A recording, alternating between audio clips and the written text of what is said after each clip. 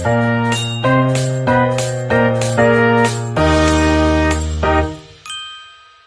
semuanya, pernah gak sih kalian merasa gelisah ketika melihat orang lain sudah memiliki tren baru seperti tempat hits atau punya pengalaman yang seru, sementara kalian belum? Nah, itu dinamakan FOMO, yaitu Fear of Missing Out.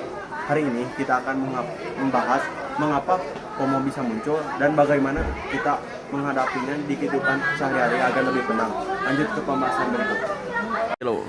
Nah, sebelum kita membahas kenapa sih kita takut ketinggalan tren atau dalam bahasa gaulnya itu adalah FOMO. Seperti yang tadi temen aku udah bilang, FOMO itu merupakan singkatan dari Fear of Missing Out. FOMO ini merupakan perasaan yang dialami oleh seseorang ketika ia merasa takut tertinggal atau takut dibilang tidak eksis oleh orang sekitarnya ataupun oleh perasaan dia sendiri. Hal ini terjadi karena dia merasa overthinking dan takut tertinggal oleh sesuatu yang baru. Bisa dari barang baru, tempat-tempat yang baru, makanan-makanan yang baru, dan lain sebagainya tentang hal-hal yang baru. Fenomena ini semakin kuat karena media sosial bikin kita bisa tahu kehidupan orang lain di setiap detiknya.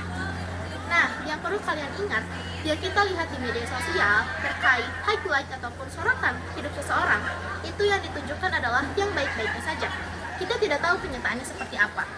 Nah, di sini aku tidak akan menjelaskan FOMO secara negatif, tetapi aku akan membaginya menjadi dua.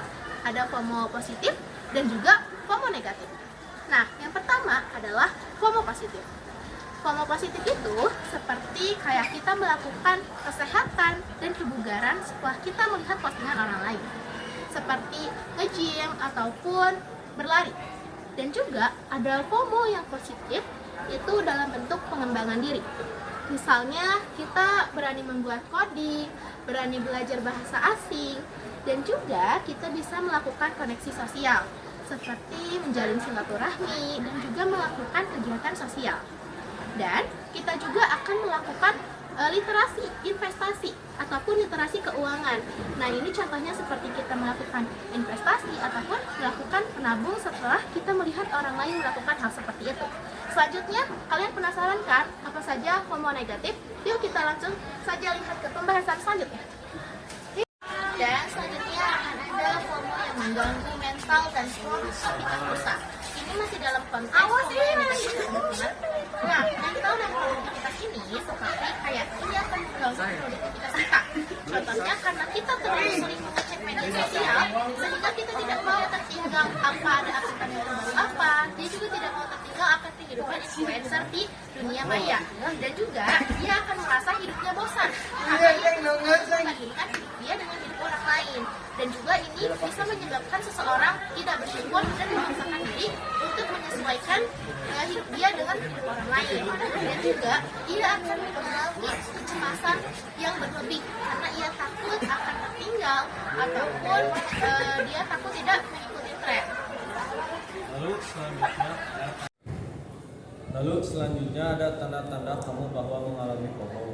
Yang pertama, selalu merasa harus update story-story atau tren-tren terbaru, sering membandingkan hidup diri sendiri dengan hidup orang lain, takut menolak ajakan orang lain seperti saat kamu sedang capek atau sedang tidak mau, merasa gelisah apabila kamu tidak membuka aplikasi media sosial dalam beberapa jam ke depan, dan merasa diri kurang keren atau kurang produktif dibandingkan orang lain. Apabila kamu mengalami hal-hal tersebut, maka kamu sedang mengalami FOMO. Kenapa FOMO bisa terjadi? Ada beberapa alasan FOMO muncul. Yang pertama, media sosial menampilkan hidup yang terlihat sempurna, sehingga jadi membanding-bandingkan diri sendiri. Yang kedua, tekanan lingkungan yang takut dianggap tidak gaul atau ketinggalan informasi. Yang ketiga, kurangnya rasa percaya diri yang merasa hidupnya kurang menarik dibandingkan hidup orang lain. Yang keempat, kebutuhan untuk diterima. Pada dasarnya manusia ingin diakui dan merasa menjadi bagian dari kelompoknya. Keempat, prioritaskan dirimu. Kalau misalnya kamu lagi capek atau butuh istirahat, terus kamu tuh diajak sama teman kamu buat nongkrong ke tempat FOMO gitu. Nah, Gak masalah kok kalau misalnya kamu nolak dengan cara yang baik. Lalu yang kelima, lakukan hal-hal yang benar-benar kamu suka, bukan hanya mengikuti tren, tetapi hal-hal yang membuat kamu bahagia. Tenang, ternyata FOMO itu bisa dikendalikan loh. Mau tahu nggak caranya gimana? Cara yang pertama yaitu ingat bahwa media sosial itu bukan realita. Orang hanya mengupload bagian terbaik hidup mereka. Yang kedua, fokus pada apa yang kamu punya. Kembangkan kebiasaan bersyukur atas hal-hal kecil yang kamu miliki. 3. Batasi screen time. Jadi misalnya kayak kamu tuh ada waktu scroll, kamu tuh biasanya scroll sejam sehari. Nah, itu tuh kurangin jadi 30 menit sehari.